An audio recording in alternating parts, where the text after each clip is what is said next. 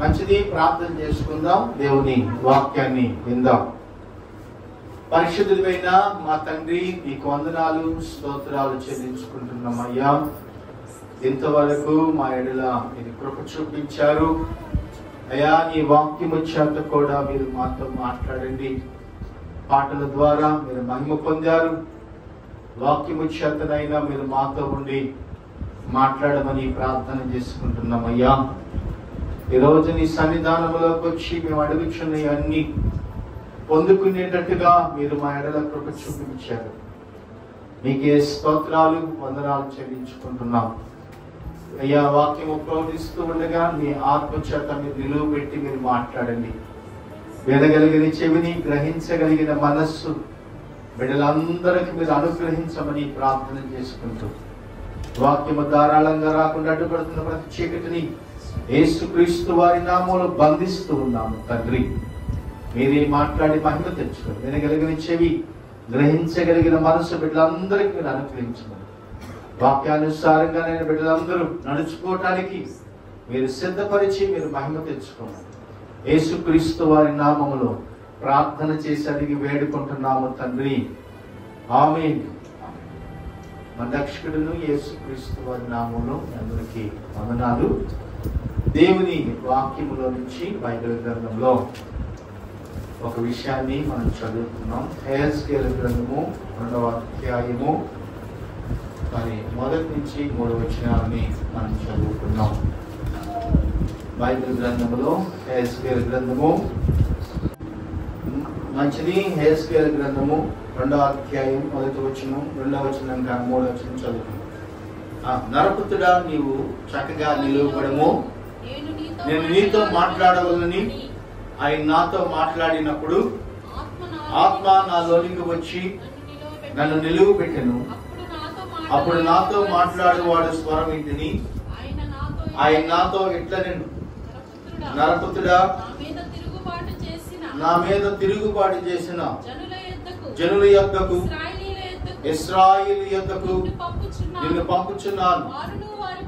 వారును వారి పితరులను నేటి వరకు నా మీద తిరుగుబాటు చేసిన వారే. ఆమేన్. ఈ మాటని మనం చూడగలిగితే దేవుని వాక్యములో స్పష్టంగా రాయబడుతుంది. నరపుత్రుడా, నీవు చక్కగా నిలువబడుము, నేను నీతో మాట్లాడవలనని ప్రభు చెప్తున్నాడు. మనతో ప్రభు మాట్లాడాలంట. మనం నిలువబడితే ఆయన మాట్లాడతాడంట. ఎందుకని దేవుడు నిలువబడమని చెప్తున్నాడు? మనుషులందరూ పడిపోతున్నారా? లేకపోతే మనుషులందరూ ఎందుకని దేవుని వైపు నిలవలేకపోతున్నారా అని మనం చూస్తే దేవుని వాక్యములో రాయబడుతుంది, నరపుత్రుడా, నీవు చక్కగా నిలువబడము, నేను నీతో మాట్లాడవలనని ప్రభు చెప్తున్నాడు. ఎవరితో అంట? నీతో మాట్లాడాలి.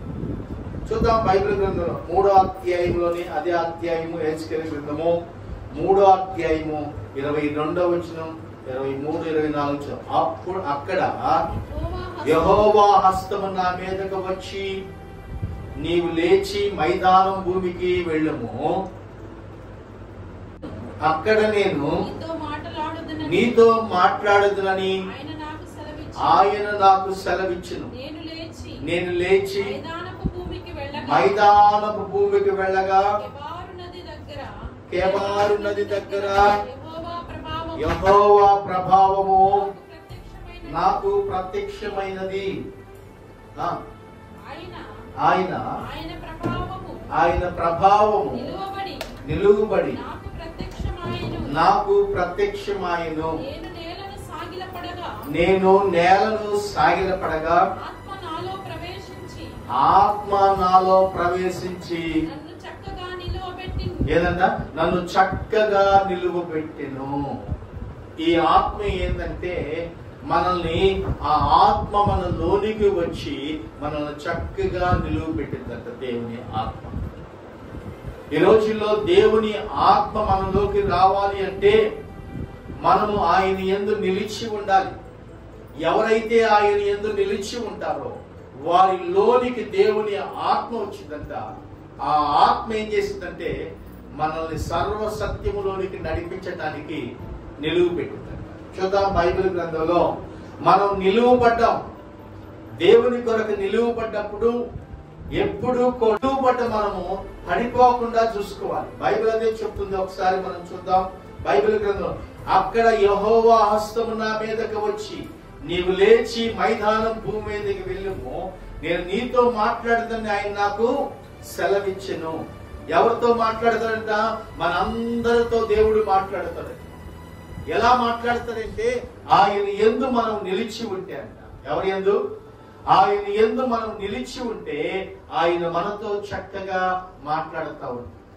ఎవరి యందు నిలిచి ఉండాలంటే ఆయన యందు మాత్రమే మనం నిలిచి ఉండాలి. యేసుక్రీస్తు యందు మనం నిలువబడ్డప్పుడంట ఆయన మనతో మాట్లాడుతూ మొదలు పెడతాడు. మనతో మాట్లాడితే మన జీవితం మార్చబడిపోయింది. ఆమేన్. మన జీవితం ఎలాంటిదైనా సరే, బైబిల్లో ఒక మాట ఉంది. సౌలును తన జీవితంలో దేవుని వాక్యంలో మనం చూడగలిగితే అపోస్తుల కార్యంలో 9వ అధ్యాయంలో అక్కడ కొన్ని విషయాలు మనం చూడగలుగుతాం. చూద్దామా? అక్కడ దేవుడు సౌలుతో మాట్లాడుతున్నాడు.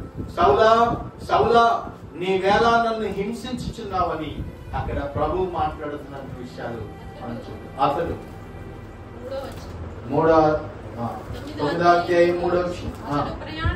అతడు ప్రయాణము చేయుచు దమస్కు దగ్గరకు వచ్చినప్పుడు అకస్మాత్తుగా ఆకాశము నుండి ఒక వెలుగు అతని చుట్టూ ప్రకాశించింది. అప్పుడు అతడు నేల మీద పడి సౌలా సౌలా, దేవుడు అతనితో మాట్లాడుతున్నాడు. సౌలా సౌలా నీవేళ నన్ను హింసించుచున్నావని అడుగుగా అప్పుడు స్వరము వినుట పలికెను. ప్రభువా, చూడండి, అతని ప్రభువా నీవు ఎవరవో అని అడుగుతున్నాడు. అక్కడ ప్రభు అంటున్నాడు, నీవు హింసించుచున్న యేసును నేను. ఆమేన్. ఇతనితో దేవుడు మాట్లాడుతున్నాడు. ఎలాగా మాట్లాడుతున్నాడంటే ఇతని జీవితంలో ఏది కూడా ఇదిగో సంఘాన్ని బాధ పెడుతూ, సంఘాన్ని హింసిస్తూ, సంఘాన్ని ఇదిగో దేవుని కొరకు నడవకుండా ప్రజలు చేస్తున్నప్పుడు దేవుడు అతని దమస్కు దగ్గరికి వెళ్ళినప్పుడు ఆ దమస్కు గేటు దగ్గరంట గౌనిలో దేవుడు మాట్లాడుతున్నాడు. దేవుడు మాట్లాడుతున్నాడు. సౌలు అక్కడ మాట్లాడు నేల మీద పడి కళ్ళు పోయినట్టుగా ఉండి పుసులు కట్టిపోయి దేవుని వైపు మాట్లాడుతున్నాడు. ప్రభువా ప్రభువా ఎవరో నువ్వంటే నీవు హింసించుచున్న యేసు నేను. యేసు ప్రభు. ఆమేన్. దేవుని కోసము నిలువబడ్డాడండి పౌలు ఆ రోజుల్లో. చూద్దాం బైబిల్ కింద వచనాల్లో అక్కడ మనం ఒక వచనం చూద్దాం. 16వ వచనం చదువుకున్నాం. 9వ అధ్యాయము 16వ వచనం. అతడు నా నామము కొరకు ఇతడు నా నామము కొరకు ఎన్ని శ్రమలైనను అనుభవింపవలెను నేను ఇతనికి చూపించుదనని అతనితో చెప్పెను. చూడండి, ఎన్ని శ్రమలైనా దేవుని కోసం ఉంటాడంట. మనం ఎలా ఉండాలంటే నిలుచున్నాం అనుకున్న మనము దేవుని కొరకంట శ్రమలైనా నిలిచి ఉన్నప్పుడే దేవుడు మనతో మాట్లాడుతూ ఉంటాడు. దేవుడు మనతో మాట్లాడేటప్పుడు గొప్ప కార్యాలు జరగటం మొదలు పెడతాయండి. దేవుడు మనతో మాట్లాడేటప్పుడు ఎటువంటి క్రియలంటే లోకములో ఉన్నవి కాదు, మనలో అంట దేవుడి ఆత్మ మనలో నడిపిస్తుంది. చూద్దాం పరమగీతము 2వ అధ్యాయము 8, 9 వచనాలు మనం చదువుకున్నాం ఒకసారి.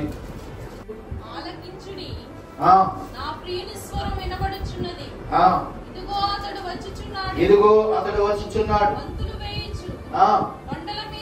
కొండల మీద ఎగసిపడుచున్నట్టు ఎగసి దాటుచు మెట్టల మీద అతను వచ్చి ఉన్నాడు. నా ప్రియుడు ఇర్రివలే ఉన్నాడు, లేడ పిల్లవలే ఉన్నాడు.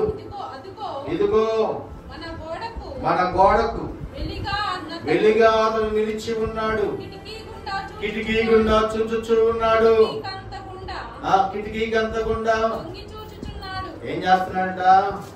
ఆయన ఇదిగో మన ప్రియుడు రాబోతున్నాడు.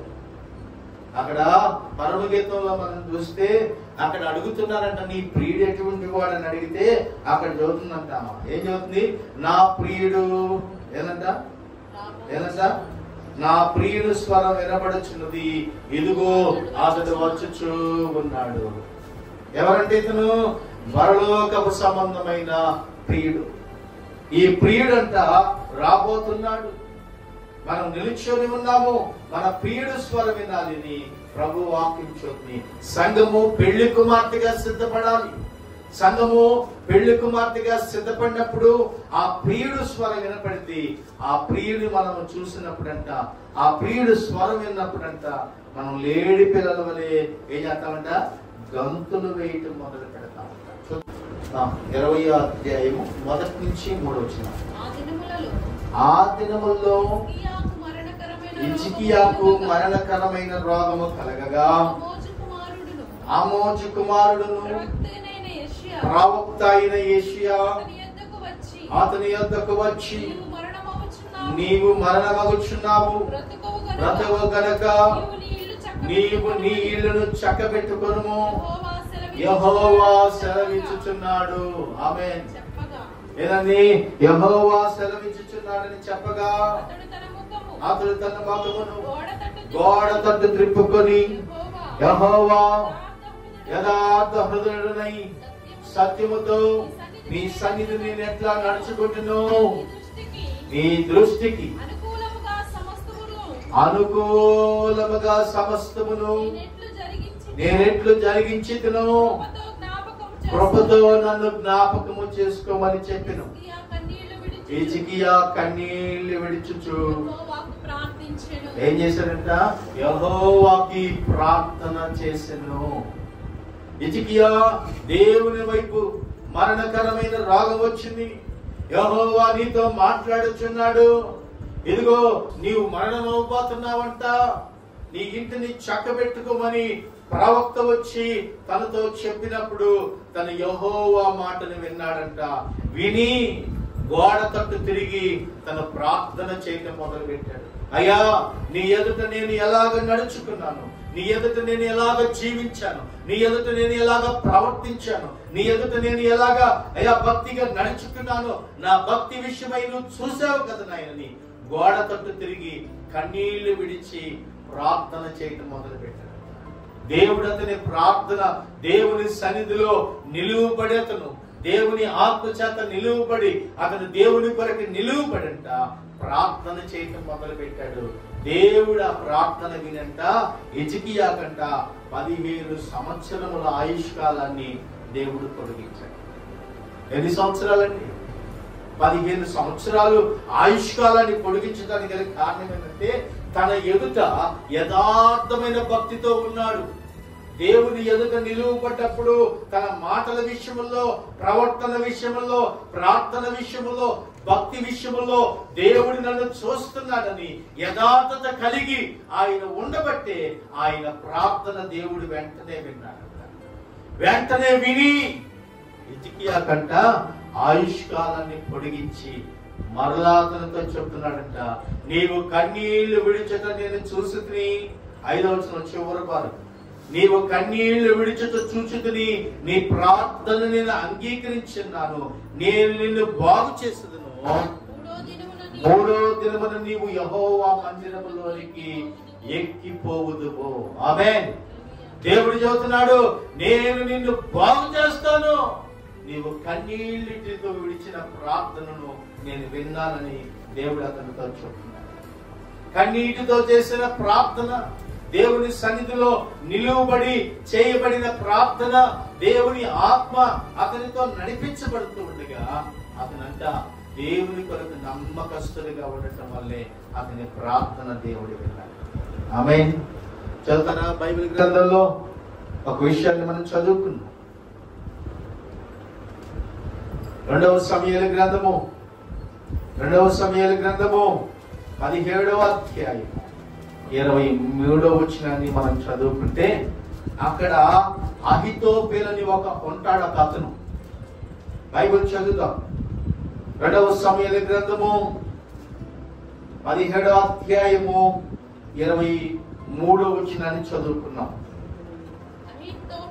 అహితోపేలు తాను చెప్పిన ఆలోచన జరగకపోవడం చూచి గాడిదకు గంత కట్టి ఎక్కి తన ఊరి ఉన్న తన ఇంటికి పోయి తన ఇంటిని చక్కబెట్టుకొని ఏందంట అక్కడేవో ఇల్లు చక్కబెట్టుకొని ప్రాణాన్ని రక్షించుకున్నాడు అతను. ఎవరతను? హిజ్కియా. ఇతనంట ఇంటిని చక్కబెట్టుకొని ఉరి పోసుకొని జరిగినాడు. ఈ ఆత్మ సంబంధమైన ఇల్లు ఎలాగుందంటే ఇతని ఇల్లు పాడుపడిపోయింది. ఇంటిని చక్కబెట్టుకున్నాడు కానీ మరణానికి అప్పగించుకున్నాడు. ఇతను ఆలోచనలు ఎటువంటి అంటే అహితోపేలు ఆలోచనలు, ఇదిగో రాజకుమారులకు సలహాలు ఇస్తూ ఉంటాడు.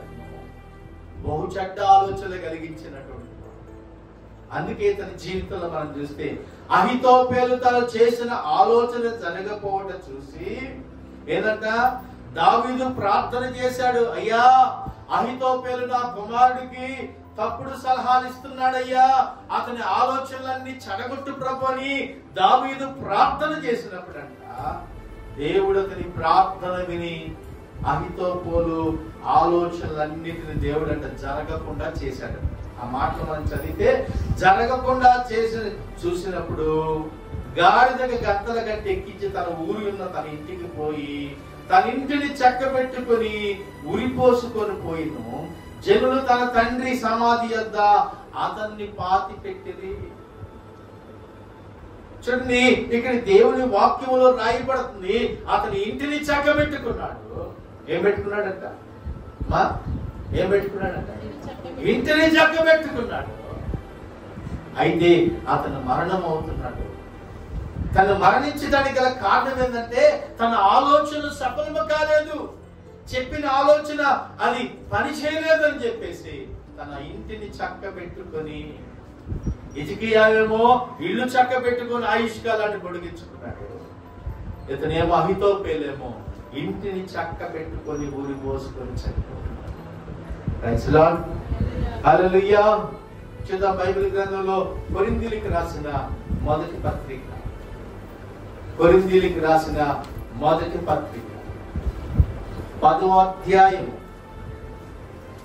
12వ వచనాన్ని ఒకసారి మనం చదివితే అక్కడ ఒక మాట, తాను నిలుచున్నానని తలంచుకొనివాడు పడకుండానట్టు. ఏదంటా?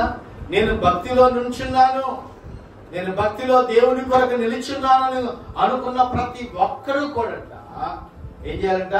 తాను నిలుచున్నానని తలంచుకుని ప్రతి వాడును జాగ్రత్తగా చూసుకో,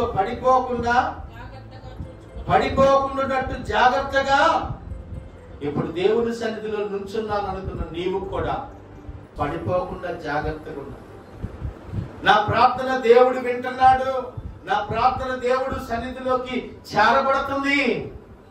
అయితే దేవుడు ఆత్మ నీతో నీవు నిలుచున్నావని తలంచుకోస్తే తాను నిలుచున్నావని తలంచుకున్న ప్రతి వాడును పడిపోకున్నట్టు జాగ్రత్తగా చూసుకో. పడిపోకూడదు.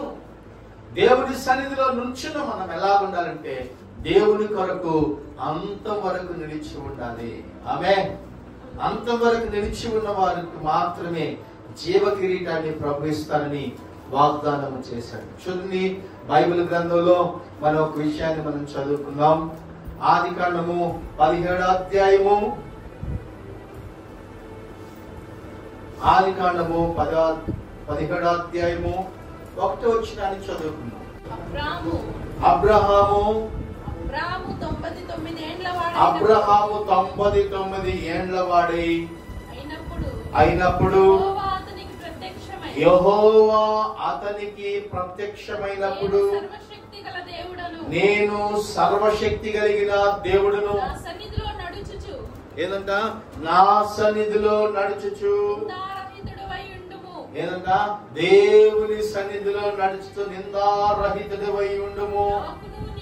నాకును నీకును మధ్య నా నిబంధన నియమించి నిన్ను అత్యధికముగా అభివృద్ధి పొందించెదను అతనితో చెప్పెను. ఏం చెప్పాడండి దేవుడు? ఇదిగో నీవు నాతో పాటు నిలిచి ఉంటే పడిపోకుండా నిలిచి ఉండాలి. పడిపోకుండా ఎవరైతే నిలిచి ఉంటారో, అబ్రహాముకి 99 ఏళ్ళు వచ్చినాయి అంట. ఎన్ని ఏళ్ళంటే 99 సంవత్సరాలు. ఇసాకు పొట్లు అప్పటికి ఉంటాడా? లేదు. 99 ఏళ్ళు అంటే అప్పటికి ఇసాకు పొట్టలేదు. అబ్రహాముకి 99 ఏళ్ళు వచ్చినప్పుడు దేవుడు అతనితో మాట్లాడుతున్నాడంట. ఏం మాట్లాడుతున్నాడంటే, యెహోవా అతనికి ప్రత్యక్షమై, నేను సర్వశక్తి కలిగిన దేవుడును, నా సన్నిధిలో నీవు నిందారహితుడివై నడుచుకొనుము. నిందారహితుడుగా ఉండాలి. నీవు నా సన్నిధిలో నిందారహితుడుగా జీవించాలి. నీవు నా సన్నిధిలో ఎలాగ కనపడాలంటే, నేను నిన్ను చూసినప్పుడు ఏం చేయాలంట? నేను నిన్ను చూసినప్పుడు నిందారహితుడుగా కనపడాలి అబ్రహాం అని దేవుడు అతనితో చెప్పాడు. సరే ప్రభు అన్నాడు. ఆదికాండం 24వ అధ్యాయంలో 1వ వచనంలో చదివితే, అబ్రహాము బహుకాలము గడిచిన వృద్ధుడై ఉండెను. అన్ని విషయముల్లో యెహోవా అబ్రహామును ఆశీర్వదించెను. ఎన్ని విషయాలంట? దేవుని సన్నిధిలో అబ్రహాము నిలిచి ఉన్నాడు, పడిపోలేదు. శోధనలు వచ్చినాయి, కరువులు వచ్చినాయి, ఇరుకులు వచ్చినాయి, ఇబ్బందులు వచ్చినాయి. ఏ పరిస్థితుల్లో అయినా దేవుని కొరకు నిలిచి ఉన్నాడు. నిలిచి ఉన్న వ్యక్తి పడిపోలేదు. అందుకే బైబిల్ చెప్తున్న విషయాలని మనం నిలిచి ఉండాలి, పడిపోకూడదు. అందుకే అక్కడ హెచ్కేల్ గ్రంథంలో చెప్పాడు, నరపుత్రుడా నీవు చక్కగా నిలువబడి ఉండము, నేను నీతో మాట్లాడతాను. ఆమేన్. ఎవరితో మాట్లాడతాడంటే దేవుడు మనతో మాట్లాడతాడంట. ఎలా మాట్లాడతారంటే, మనం ఆయన సన్నిధిలో అంట నిందారహితుడిగా ఉన్నప్పుడు మాట్లాడతాం. మనం ఆయన సన్నిధిలో ఇదిగో దేవుని కొరకు మనం నిలిచినప్పుడంట ఆయన మనతో మాట్లాడతాం. అందుకే యేసుక్రీస్తు కూడా తన తండ్రి చిత్తమును నెరవేర్చడానికి భూమి మీదకి వచ్చినప్పుడు తండ్రికి అప్పగించుకున్నాడు. దేవుని కోసం అతను నిలిచి ఉన్నాడు. ఎలాగ నిలిచాడంటే తండ్రి చిత్తము చేయటానికి నిలువు. ఎన్నో శ్రమలు వచ్చినాయి, ఎరుకులు వచ్చినాయి. ఎంతో మంది యేసు ప్రభువుని వృద్ధాలి, అవమానపరచాలి. అనేక మంది తండ్రిని ఇదిగో ఆయన ఏదో ఒకటి చేయాలని చెప్పి అందరూ యేసు ప్రభు మీద పడాలని చూశారు. కానీ యేసు ప్రభు తండ్రికి అప్పగించుకున్నాడు. అందుకే ఆయన నిలువబడి ఉన్నాడు. తన శ్రమల్లో కూడా మనందరి కొరకు తండ్రి చిత్తానికి అప్పగించుకున్నాడు. ఆమేన్.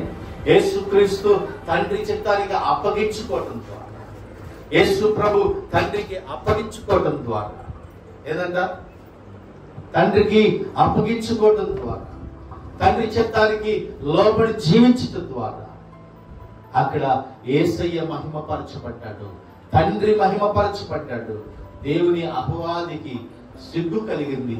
యేసు ప్రభు గొల్గొతా సిలువలో కల్వరి సిలువ మీద వేలాడుతూ తను తాను తగ్గించుకోవడానికి ఇష్టపడ్డాడు. ఆమేన్. ఈరోజు మన జీవితంలో కూడా దేవుని కొరకు తగ్గించబడాలి. మనం దేవుని కొరకు తగ్గించుకోవాలి. ఎలాగంటే దేవుని మనము చిత్తాన్ని ఎరిగి నడుచుకోవాలి. ఆమేన్. హల్లెలూయా. అందుకే బైబిల్లో రాయబడుతుంది, నరపుత్రుడా నీవు చక్కగా నిలువబడి ఉండము, నేను నీతో మాట్లాడాలని ప్రభువు చెప్పాడు. ఆయన మనతో మాట్లాడితే ఒక అద్భుతం జరిగిందండి. ఆయన మనతో మాట్లాడితే మన ప్రాణములకు నెమ్మది కలిగింది. అందుకే కీర్తన గ్రంథంలో ఉంటుంది, ఒక మాట ఉంటుంది, ఏమంటుందంటే, నీ వాక్యము నా పాదములకు దీపము, అది నా త్రోవలకు వెలుగుగా ఉంది. ఆయన మాట్లాడితే హిజ్కియా కన్నీళ్లు విడిచి ప్రార్థన చేసినప్పుడు ఆయన మాట్లాడిన మాటలకి హిజ్కియా ఆయుష్ కాలం పొడిగించబడింది. హిజ్కియా తెప్పరిల్లాడు, దేవుని కొరకు నిలిచింది. మన ఇల్లు చక్కబడాలి, మన కుటుంబం చక్కపరచబడాలి, మన ఆత్మీయ జీవితం చక్కపరచబడాలి, మన కుటుంబాలు దేవుని కొరకు ఏదంతా దేవుని కొరకు చక్కపరచబడకపోతే, అందుకే మన ప్రభువైన యేసుక్రీస్తు మనతో చెప్తున్నాడు, మీరు మనం చక్కగా అంట దేవుని సన్నిధిలో నిలిచి ఎదురు చూడాలంట. ఎవరైతే ఆయన సన్నిధిలో నిలిచి ఉంటారో, ఎవరైతే ఆయన సన్నిధిలో నిలిచి ఆయనతో సహవాసం చేస్తామో, ఎవరైతే ఆయన సన్నిధిలో పడిపోకుండా నిలువబడి ఉంటామో ఆయన పిలుస్తున్నాడంట, అలా నమ్మకమైన దాసుడా, నీవు కొంచెం విషయంలో నమ్మకం ఉండావు, అన్ని విషయాల నేను నిన్ను దీవిస్తున్నాను. ఆమేన్. అన్ని విషయాల్లో దేవుడు దీవిస్తాడు. అయితే దేవుని సన్నిధిలో మనం ఎలాగ కనపడాలంటే నిందారహితుడిగా కనపడాలి.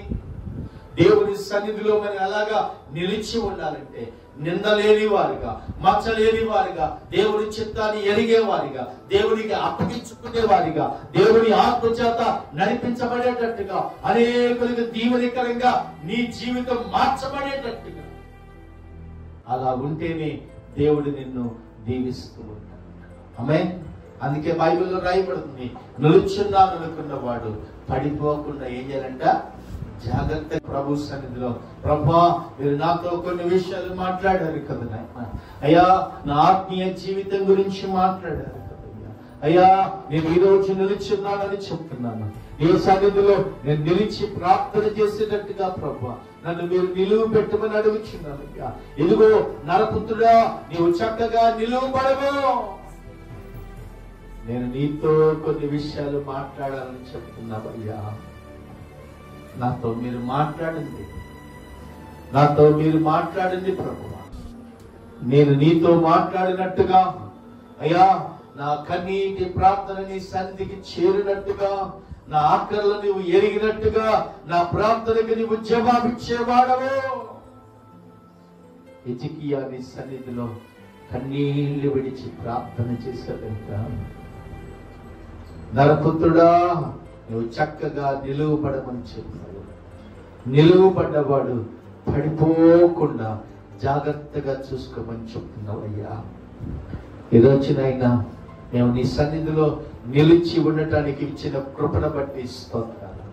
పడిపోకుండా నైనా మా అడుగులు బండ మీద స్థిరపరచు, మా అడుగులు నైనా బండ మీద నిలపమని అడుగుచున్నాము. మీరే గొప్ప కార్యాలు జరిగించమని అడుగుతున్నాం.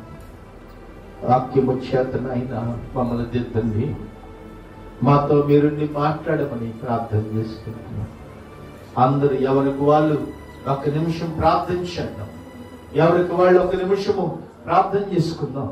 అయ్యా, నేను నిలిచిని ఉన్నాను అనుకుంటున్నానేమో, మాటల్లో పడిపోతున్నానేమో, చూపుల్లో పడిపోతున్నానేమో, అయ్యా నేను నిలువు పడ్డాను అనుకుంటున్నానేమో, శోధనకి నిలువు పడలేక తట్టుకోలేకపోతున్నానేమో, అయ్యా నా హృదయం అంత భారముతో నిండి ఉందేమో, నీవు నాతో మాట్లాడుతానని వాగ్దానం చేశావు.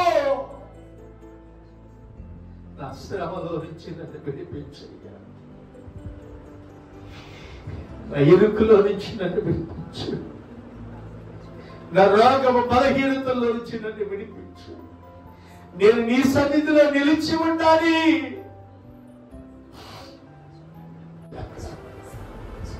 శోధనకు తట్టుకోలేక, అప్పులకు తట్టుకోలేక, కుటుంబ బాధలు తట్టుకోలేక, పిల్లల బాధలు తట్టుకోలేక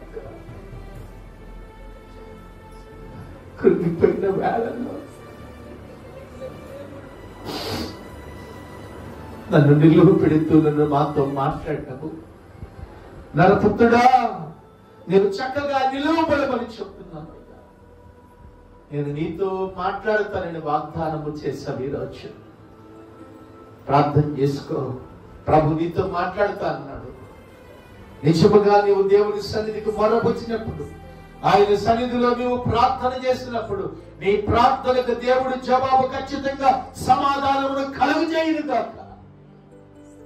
అవును, పరిశుద్ధుడైన మా తండ్రి, నీకు వందనాలు స్తోత్రాలు చెల్లించుకుంటున్నామయ్యా. ఎత్తబడిన వాక్యమునైనా నా హృదయంలో ఫలభరితంగా చేయండి. నాతో మాట్లాడుతానని వాగ్దానము చేశావయ్యా. నేను నీ సన్నిధిలో నిలువబడి నిందారహితులుగా ఉన్నప్పుడు నేను నీతో మాట్లాడతానని చెప్పి అయ్యా, నిలుచున్న నన్ను పడిపోకుండా నిలువ పెట్టమని అడుగుచున్నాను. నిలిచిన నేనునైనా, నిలిచిన ప్రజలనైనా, నిలిచిన బిడ్డల ప్రభువా ఎక్కడా పడిపోకుండా నీ సన్నిధిలో నిందారహితులుగా నడుచుకునేటట్టుగా సహాయం చేయండి. మీరు గొప్ప కార్యాలు జరిగించమని అడుగుతున్నాము. దేవానికి స్తోత్రాలు చెల్లించుకుంటున్నామయ్యా.